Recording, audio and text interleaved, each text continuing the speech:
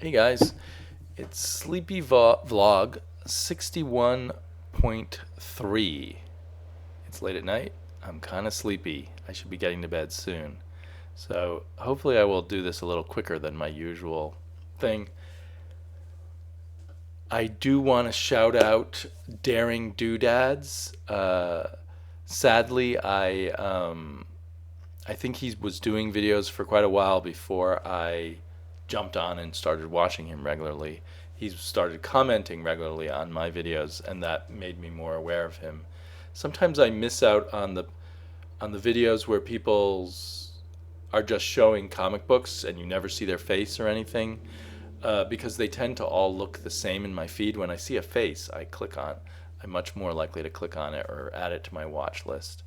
Not that there aren't a lot of people who never show their face who I do try to watch regularly, um, but I tend to miss more of those people. I don't like showing my face that much. I like my videos that are just a row of comic books, but since I know I like seeing other people's faces, I try to do a good number of my videos with my face in it. Plus, it's actually quicker and easier for me to just turn on the computer rather than set up a camera and make sure the lighting and the distance and everything are okay so you can see the comic books. But yeah, this I will talk about Scooby Doo Team Up in a minute. It's fun to hunt down comic books. There's a number of different things I enjoy about the way I do the hobby of comics, and one of them is hunting down comics. I like finding new shops or finding new places that sell comics, hunting through particularly their bargain bins.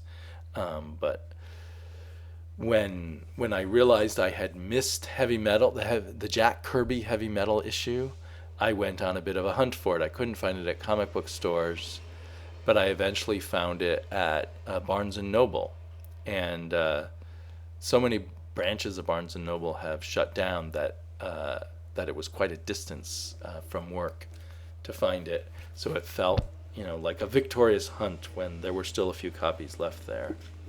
This issue has images from conceptual images for a movie that never got made of The Lord of Light by Roger Zelazny, which that so this is combining one of my favorite novels actually of all time with one of my favorite artists, and this is Kirby art that is pretty exciting. I wish there was more of it in this issue, and the article that goes with it is just barely coherent. Um, but yeah, it was worth getting this issue, and I kind of look forward to Heavy Metal. We'll see if Grant Morrison really ends up the editor of Heavy Metal and for how long. That should be interesting. And another exciting little bit of my hunt, a side effect of my hunt at Barnes and Noble, was my discovery of the Judge Dredd magazine. I'd heard of this before. I think it's a monthly sort of supplement or reprint of some of stuff from the regular 2000 AD magazine. It doesn't seem to be all Judge Dredd or anything. I thought maybe it would reprint, a whole month's worth of Judge Dredd stories, but it looks like it just has one short chapter of an ongoing Judge Dredd story and then a whole bunch of other stuff. I really enjoy the oversize and the variety of art styles in here. I, as a reader, I haven't got too into it yet, but I'm going to give it a better shot. But it was exciting because I'd heard of this but never ever seen it in a comic book store. I'd occasionally seen 2000 AD, but not too often, and I'd never seen the magazine. And the magazine came wrapped in plastic. I don't know why they had to put this sticker on the magazine itself rather than, since it was wrapped in plastic, with another mystery magazine that's slightly smaller inside of it. So you have to open up the plastic, and it is kind of like a floppy graphic novel by Simon Spurrier and someone named Disraeli. Wasn't that a famous prime minister or something?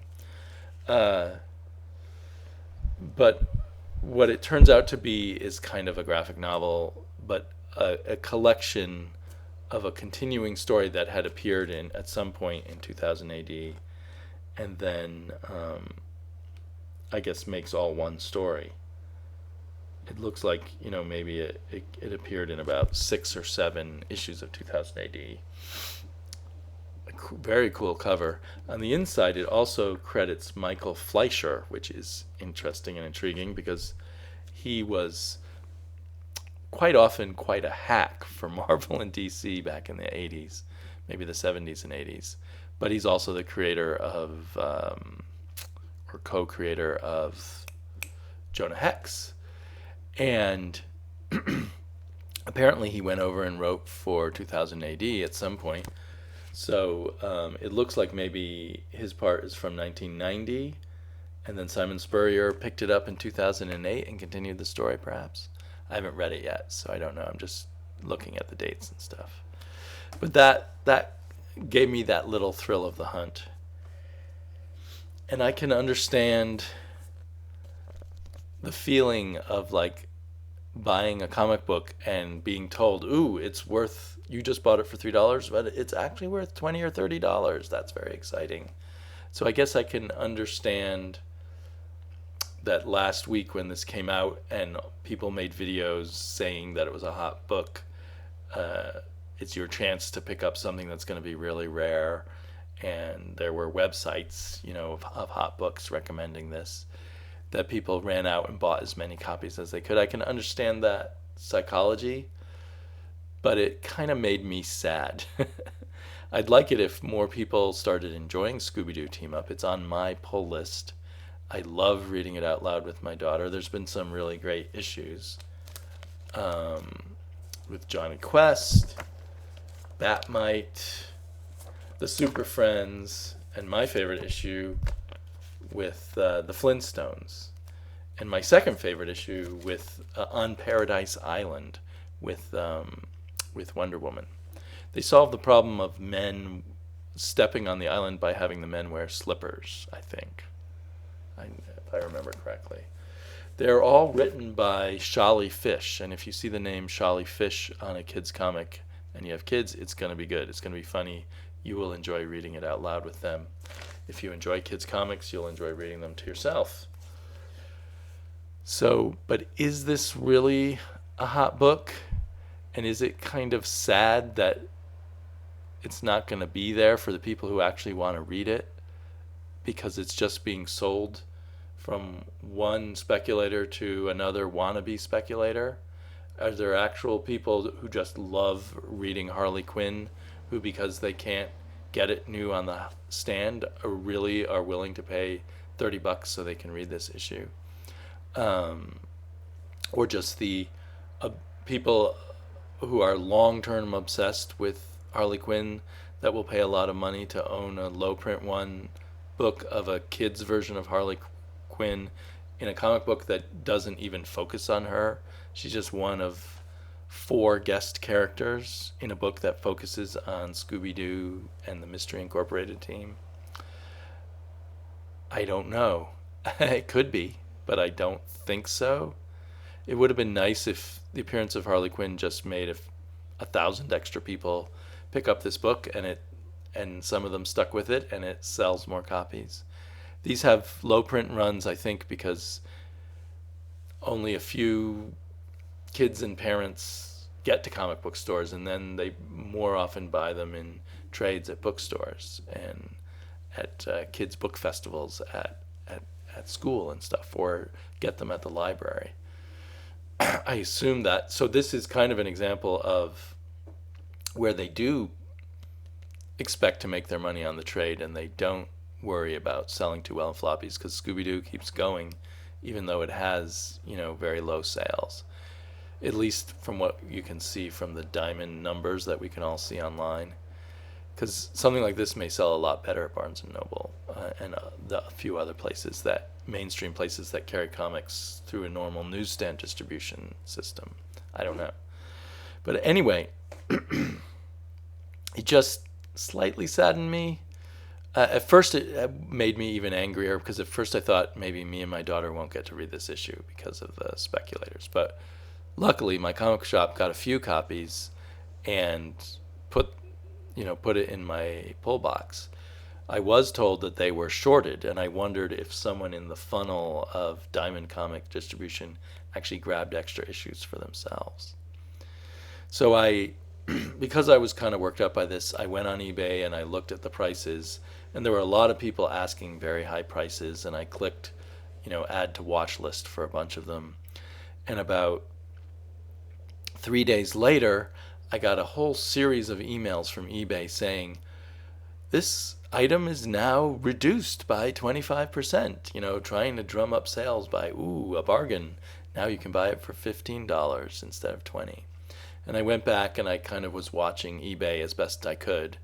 And it looked like a lot of copies of Scooby-Doo Team Up at that point were selling for $10 on eBay.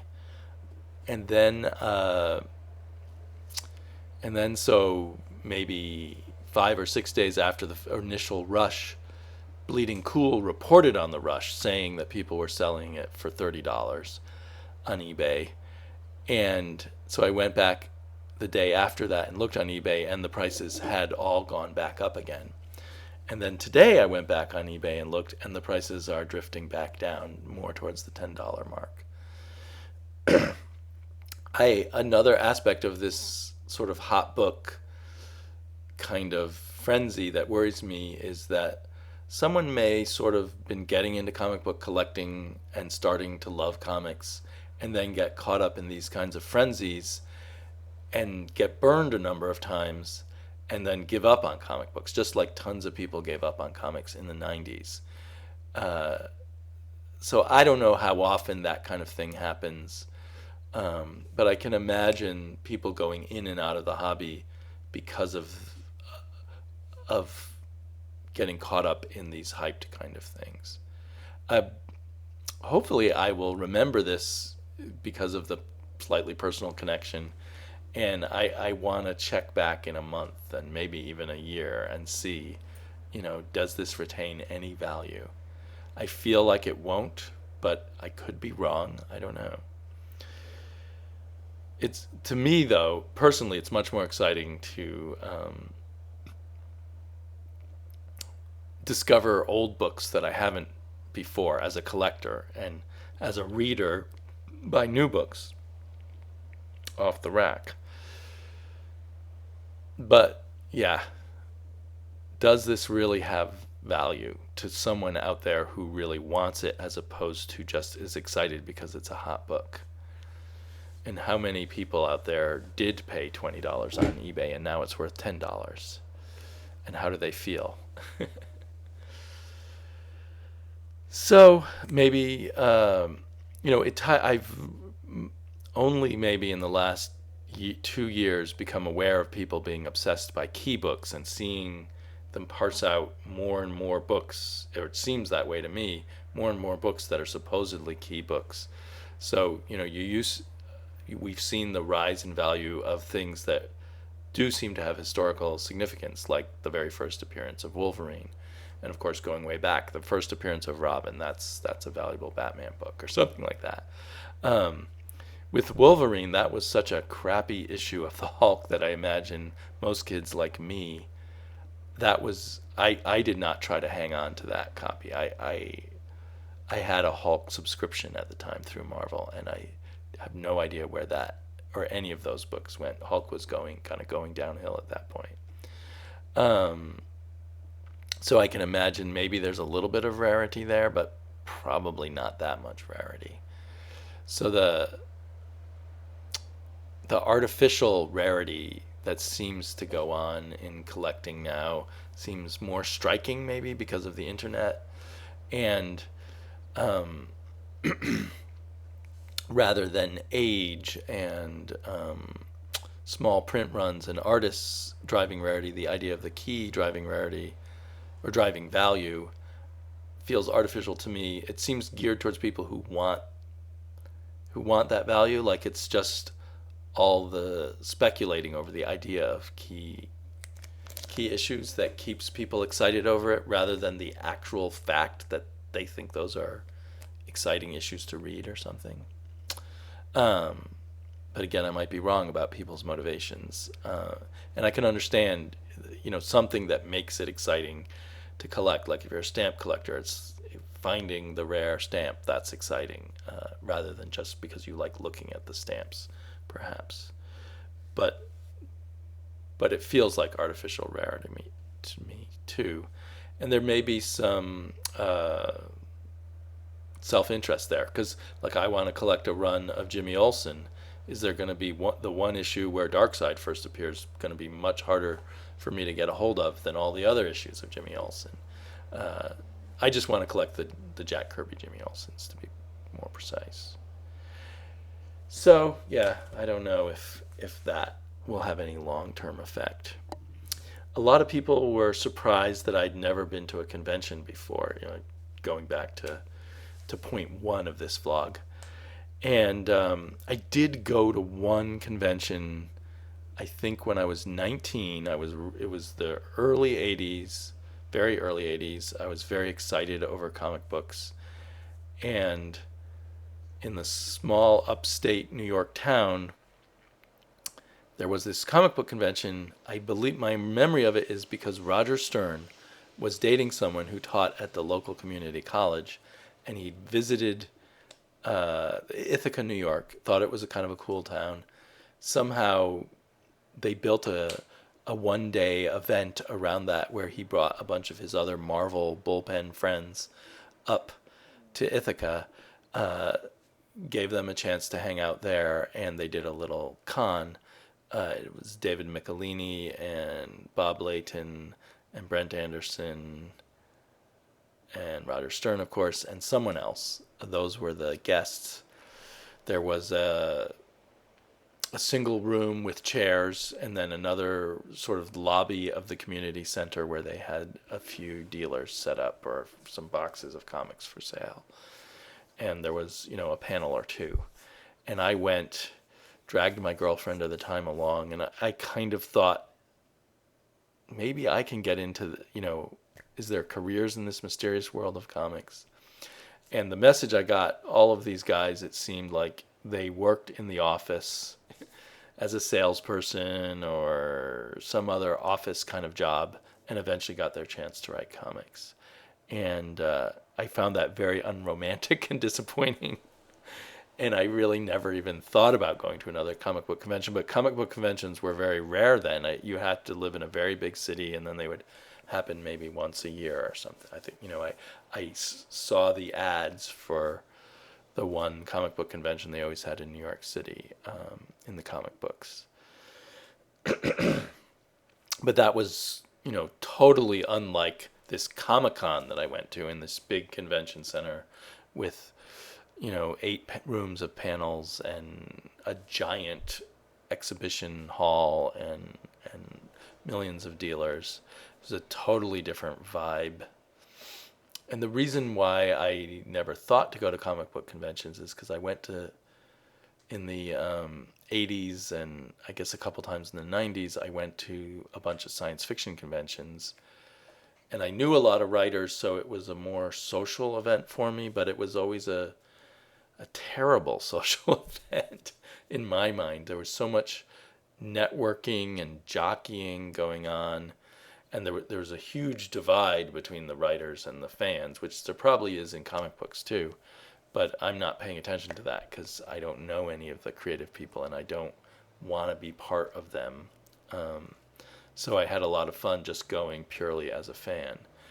But the science fiction conventions that I went to, at least back then, struck me as very social amongst the fans too, and the fans were all friends with each other, and it would be very hard to go your first time as a fan because everyone, unless you had a friend or some in on it, because everyone's just throwing parties, and it was very social, and I guess must be very appealing to the people who fit in.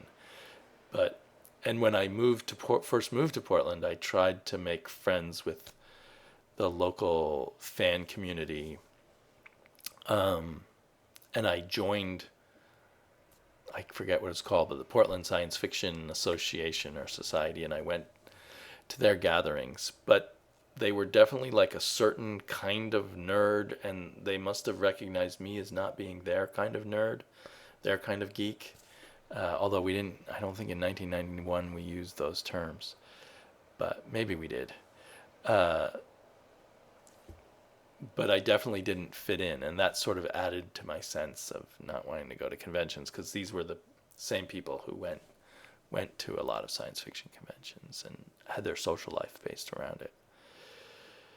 So, but that's now I know that I can enjoy comic book conventions, and I'll definitely go to local ones, and who knows, maybe when it makes sense, go off to some other city.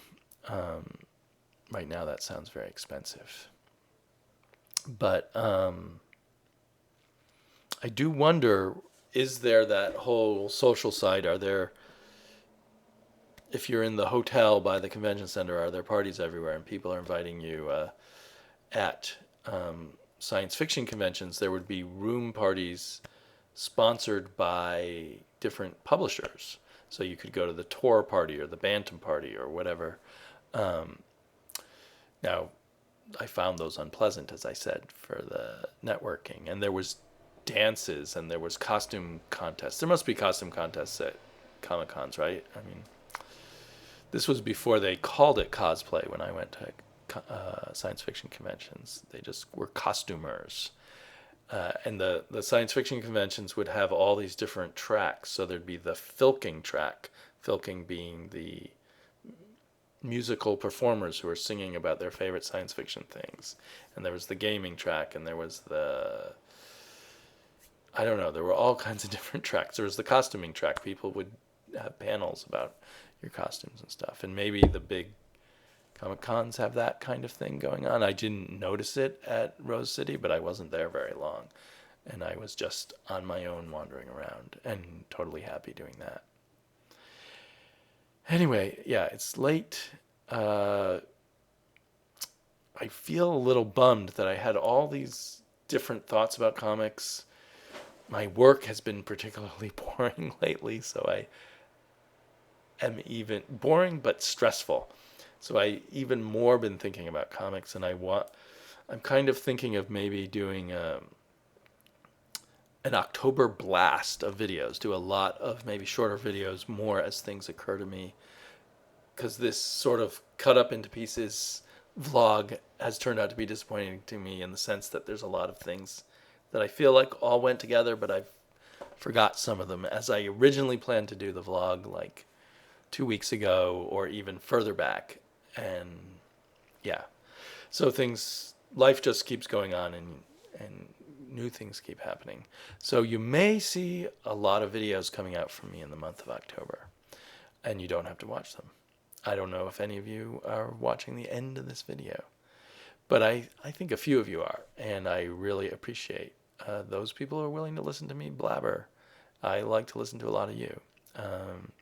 If you're someone who watches my videos and has recently started making videos of their own about comic books, let me know. Because when I get the email from YouTube, and I don't even know if I get them very often anymore, about a new subscriber, not that I'm not getting more new subscribers, but I don't know if YouTube sends the emails that often anymore. I'll go and check out if that person has videos. But often people will start doing videos later on, and it might take me a long time to find out that they're doing them. But I like to watch and listen, particularly listen. People who talk a lot are the best for me, because I'm often just listening while doing boring tasks at work. Talk to y'all later.